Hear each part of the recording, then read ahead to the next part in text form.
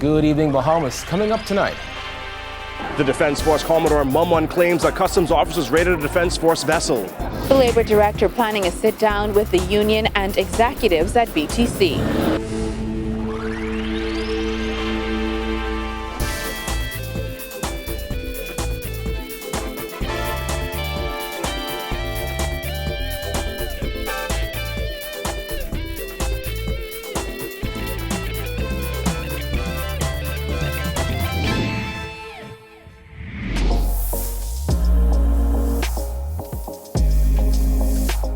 Our News is brought to you by Alive.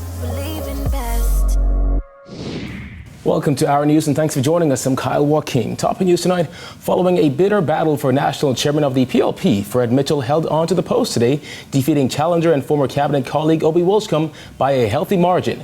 Jasmine Brown has the details. It was a solid victory for Mitchell, who won after getting a majority of the votes from delegates today. It's a happy occasion. There's a lot of energy which has been brought into it. The contest has actually caused a lot of energy, and people are going away with a renewed sense of vigor about the organization. Voting for today's chairmanship race got off to a late start this morning. However, more than 1,000 delegates eventually cast their votes. Up to news time, the unofficial count stood at 802 votes for Fred Mitchell and 338 votes for Obi Wolscombe. Mitchell says he was humbled that so many people thought he was the right man for the job. I'm just pleased that the delegates saw the value of the work and it's supported. And I'm pleased that the team that I'm a part of, headed by Philip Brave Davis, is returned in full so that we can continue the work we're doing. Today's vote came days after PLP leader Philip Davis said that Wolscombe can't and won't win the chairman post. It was Davis' hope that his leadership team would run unopposed. As for the controversy surrounding the race for chairman and claims of disunity in the party, Mitchell says that's all behind them now. There's a lot of work to do. We have a difficult opponent. It's trending in the right direction. It's done, and I hope we all move forward. And we've got a big job to do. Mitchell's re-election as national chairman is the final top post to be filled. Hours after opening up the party's 54th convention on Thursday, Philip Brave Davis and Chester Cooper were returned as leader and deputy leader of the Progressive Liberal Party after running unopposed. Robin Lyons, who also ran unopposed, is now the party's deputy chairman. Now, with the contentious race behind them, those PLPs we spoke to today, now is the time for the party to move on and strengthen itself in time for the next general election. Reporting for Our News, I'm Jasmine Brown. Well, after being re-elected as PLP deputy leader, Chester Cooper took to the convention stage last night, touting a new vision for the party. Cooper shared his wish for a national youth service, campaign finance reform, and making the Bahamas a republic. I've committed to presenting a progressive agenda, not just sound bites, not just campaign slogans, but our plan will be smart. Our plan will be specific. Our plan will be measurable. Our plan will be attainable. Speaking to a charged-up crowd of delegates and supporters during night one of the party's convention, the PLP deputy shared his vision for a Bahamas post-2022 if the PLP becomes the next government. We now need Vision 2050 for our Bahamas. We need to leap forward assertively into a digital economy as a matter of urgency.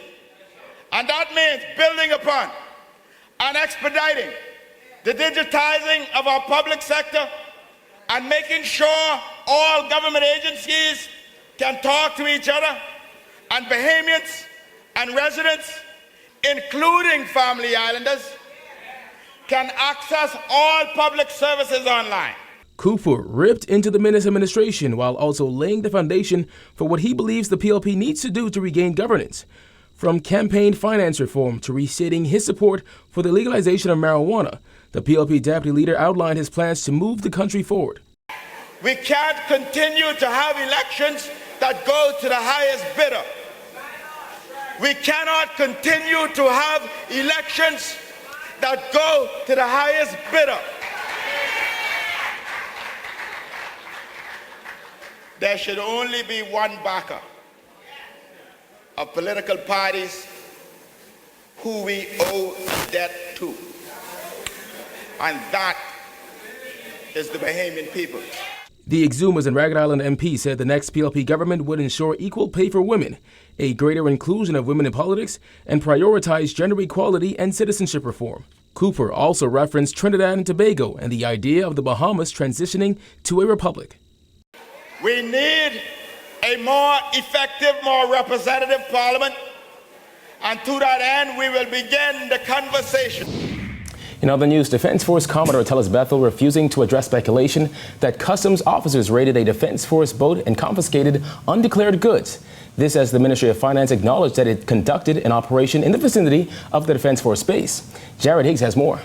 Commodore Bethel was tight-lipped, telling our news that we need to go to the source of the information. Did customs go on a Defense Force boat and raid the boat? And I am not going to address that now. All right.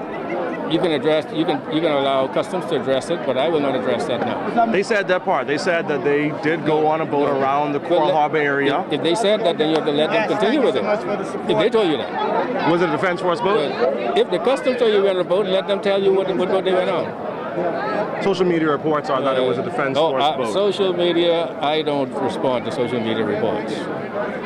So you're not confirming that it was a Defense Force boat that customs officers went on, they found goods? I just gave you the best advice I can.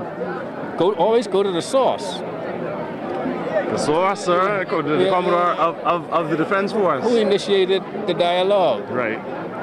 That's your source. In a statement released on Monday, Minister of Finance Peter Turnquest said the Customs investigation team assigned to the Ministry of Finance's Revenue Enhancement Unit conducted an operation in the Coral Harbor area of New Providence on Sunday, July 21st, 2019, which resulted in the seizure of goods, pending review and determination of action. The matter has been referred for further investigation to assess compliance with prevailing customs laws and regulations. The investigation is ongoing. The Revenue Enhancement Unit will continue ongoing efforts to strengthen revenue collection and compliance in keeping with its mandate. What's the most that you can tell me about it? I hear that the Defense Force paid the customs bill, but is any of that true? But I am not getting into that right now. Just follow my advice and you'll be all right. National Security Minister Marvin Dames also refused to address the matter when asked about it earlier this week. And despite more pressing, Bethel wouldn't budge. Not going to confirm then that customs raided a Defense Force boat with undeclared goods. My advice will always remain the same. Respond to the source. Go to the source. That'll always be my advice. Reporting for Our News, I'm Jared Higgs. Morale at BTC is low amid talks of voluntary separation packages, according to Acting Labor Director John Pinder. He said union representatives have outlined several points of contention with BTC executives. Jillian Gray reports. Acting Labor Director John Pinder said workers at BTC seem to be disheartened by the negotiation process for voluntary separation packages. Pinder says many of them fear for their jobs. It seems as though the morale of the staff is the biggest concern that the unions have. They feel as though the staff are being demoralized. They don't know what their future is. You know, if there's any future, what the future holds for them. Mm-hmm. You know, you're hearing about services being not outsourced, transferred to one of the other companies in one of the other jurisdiction. And while I was glad to hear the Prime Minister alluded to the fact that he don't expect to see that happening, people are still looking at net profits. The BCPOU filed a trade dispute on June 12th, claiming BTC CEO Garfield Sinclair walked away from the table and refused to negotiate. Pinder said when he spoke to Sinclair, the CEO told him that the company has decided to downsize from 700 employees to 500 at a cost of $12 million in payouts. The union is asking for $19 million, but the BTC CEO said that is not possible as the company has lost millions due to competition. He has also indicated that if nobody applies for the separation packages, they will go on as usual. But he indicated they lost some $100 million in business as a result of the competition.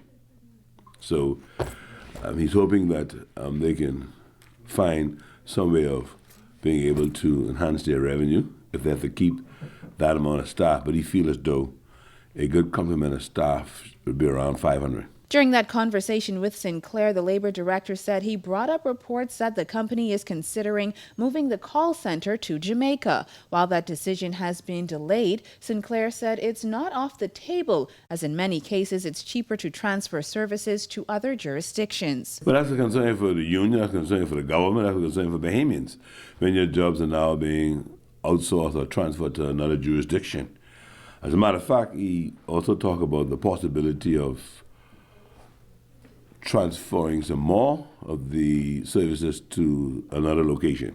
It's all about cost. Now, Pinder said while tensions remain high, he does not believe that the issues are beyond repair. To this end, he's going to bring both parties together to iron out the issues. Reporting for our news, I'm Jillian Gray. All right, thanks, Jillian. Still to come, 107 Defense Force recruits graduate, plus 500 police officers honored. Stay tuned.